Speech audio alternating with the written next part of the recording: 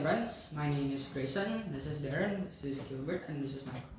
Today we from class A3 will present about volcanic eruptions, especially their impacts in our daily lives.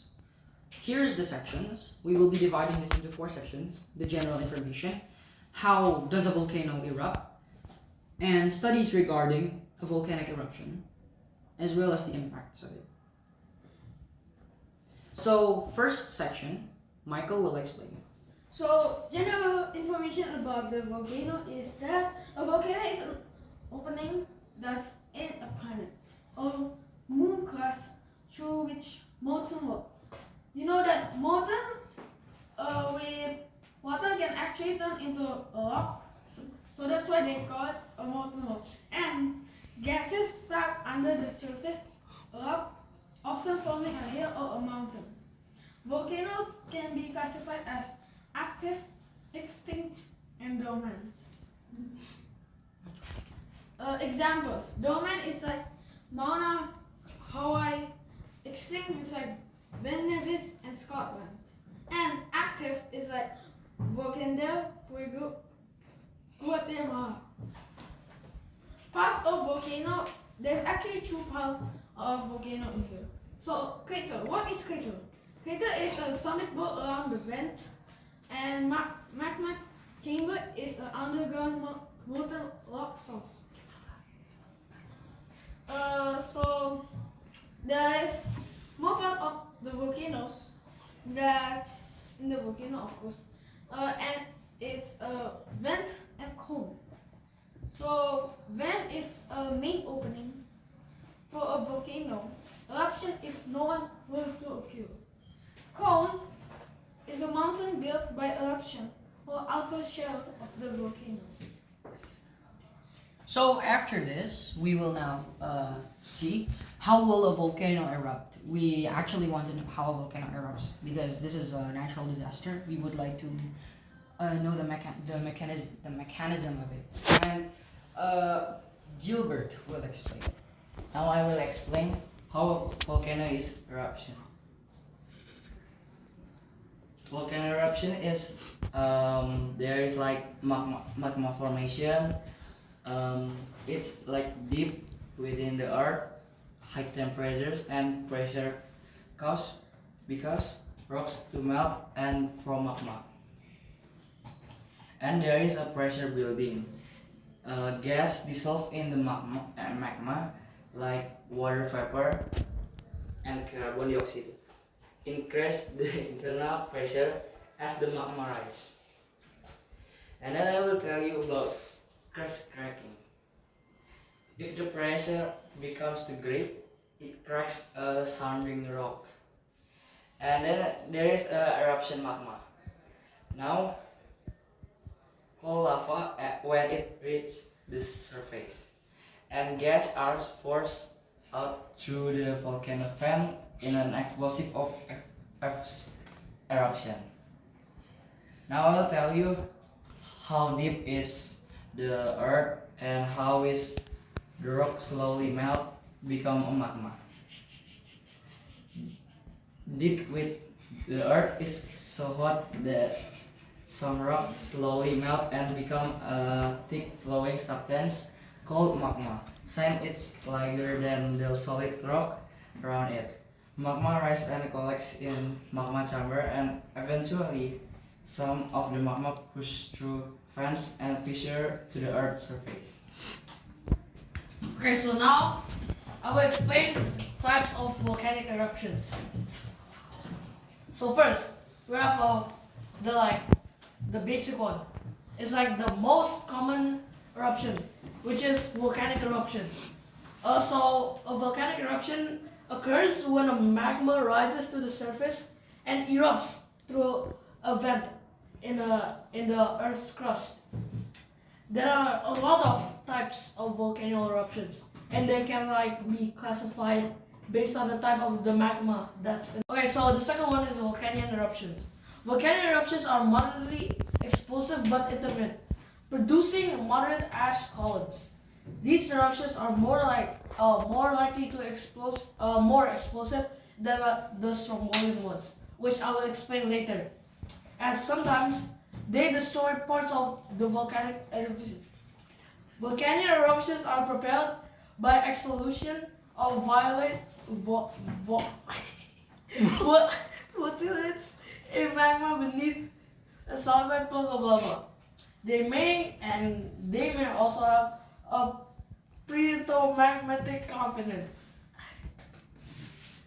Okay, so the third one is Plinian eruptions. Plinian eruptions are extremely explosive eruptions producing ash columns that may or may not extend tens of miles into the stratosphere, and it can also spread out into like an umbrella shape like that.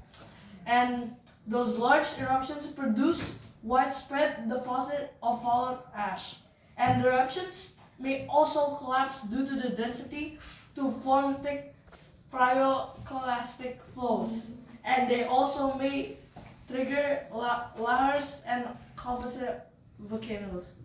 Okay, so the fourth one is Pleiadian eruptions. Pelion. Okay, so a Pelion eruption is also associated with explosive outbursts that generates pyroclastic flows and dense mixtures of hot volcanic fragments and gas, which is described in the section of lava, gas, and other hazards. Okay, so the fifth one is Strombolian eruptions. Strombolian eruptions are moderately explosive eruptions that ballistic magma with moderate gas content. Strombolian eruptions consist of intermittent, discursive, explosive bursts which eject as high as hundreds of feet into the air. Okay, udah gua cut sampai ini aja. Wait.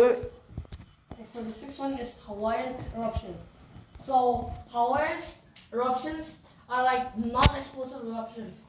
Like it's like only an eruptions of gushing like lava fountains, or it could also say be fire fountains or curtains of fire that generate hot lava rivers of very fluid blasting lavas. Hawaiian eruptions are typically for shield volcanoes, where eruptions take place both at the summit and the fissure vents. Okay, now I will explain the Icelandic eruptions. So from the name, we know Iceland, right? Iceland is like the coldest country, right? Nah, it's not actually the coldest, but it's just cold. Okay, so the Icelandic type is characterized by a fusion of molten blastic lava that flows from long, parallel fissures such as hot springs, often built lava plateaus. Okay, now Serpentine eruptions. A serpentine eruption is a type of explosive eruption that takes place in shallow seas or lakes when rapidly rising and fragmenting hot magma, which interacts explosively with water and with warm steam water. Okay, listen. So, now you have all been waiting for me. I am going to explain the last section, which is actually the impacts of volcanic eruptions. So, in this volcanic eruptions, there are quite a lot of impacts, but I have mixed together some of the important negative and positive impacts. Sorry. So here we have property damage, disruption of technology, air pollution. It's also hazardous for the ecosystem, soil fertility, geothermal energy, new landforms, and tourism spots. So I will explain one by one. First of all, property damage. So yes, definitely, if a volcano erupts, then there's the lava coming down from it. If a lava gets in contact with an item, definitely it will break because it is actually very hot. It may not be the hottest thing in the universe, but yes, it's just that hot. So here it says, depending on the surrounding environment of the volcano, a volcanic eruption may cause huge harm to one's property due to huge rocks being ejected and launched in unpredictable locations, as well as the hot lava that can flow quite fast down the volcano.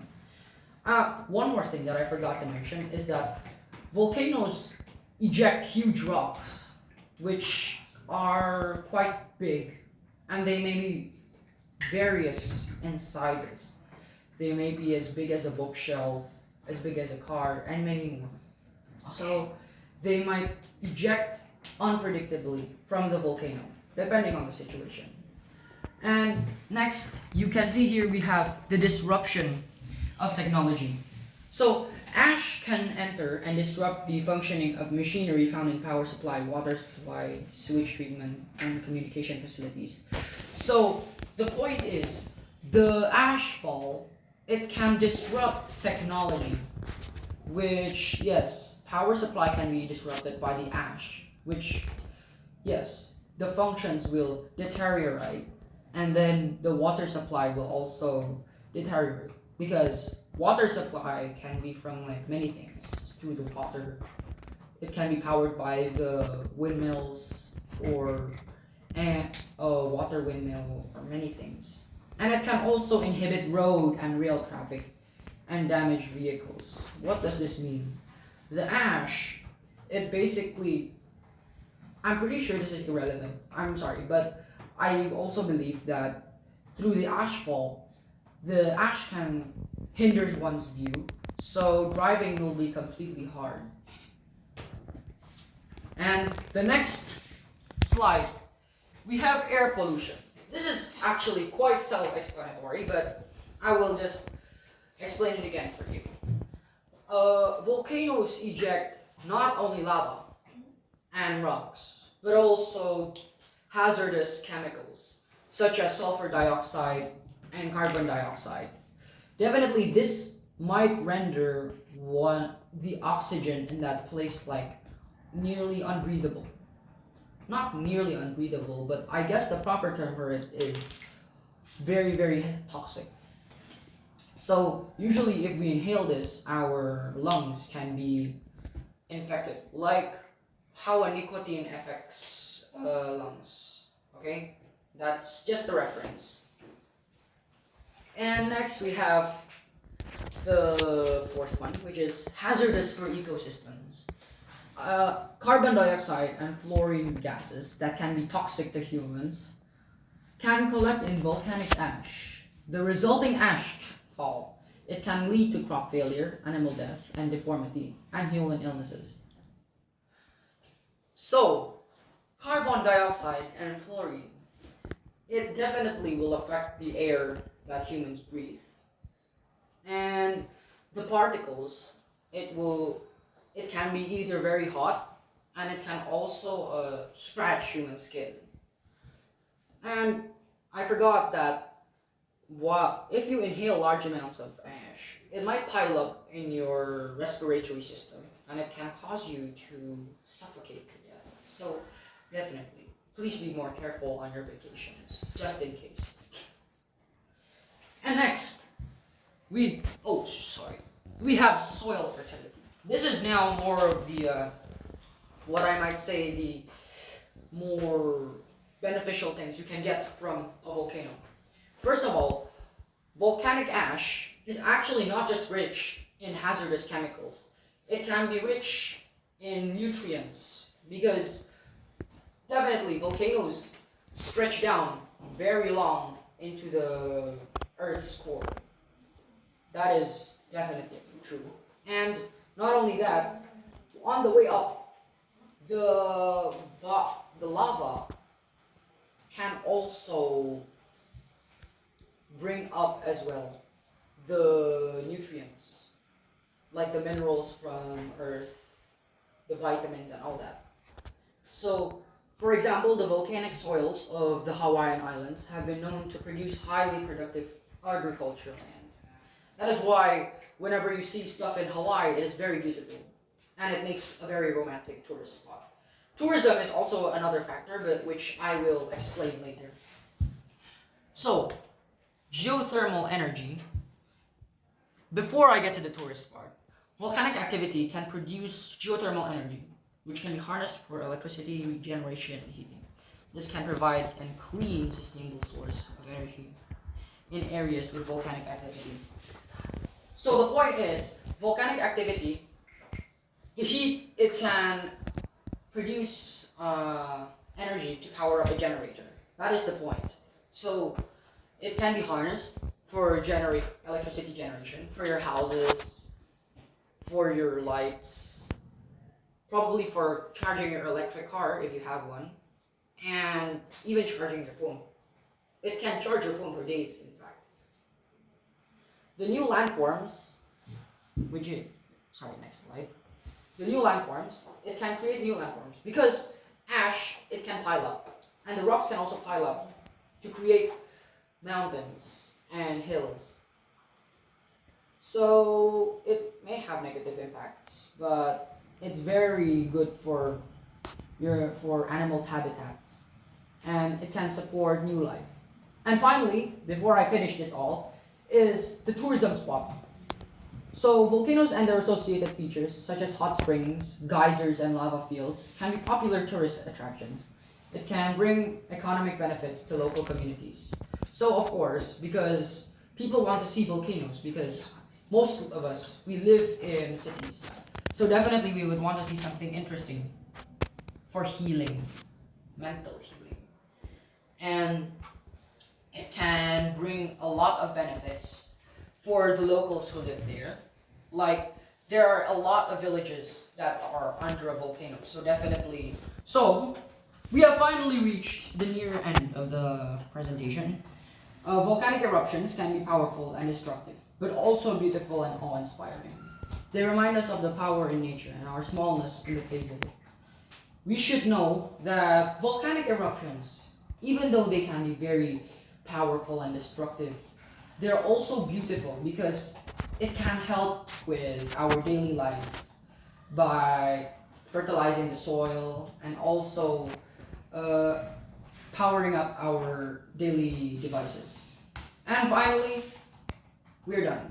Thank you very much for watching this. Thank you very much. If you have any questions, please ask me. Thank you very much, ma'am. Thank you very much. Bye!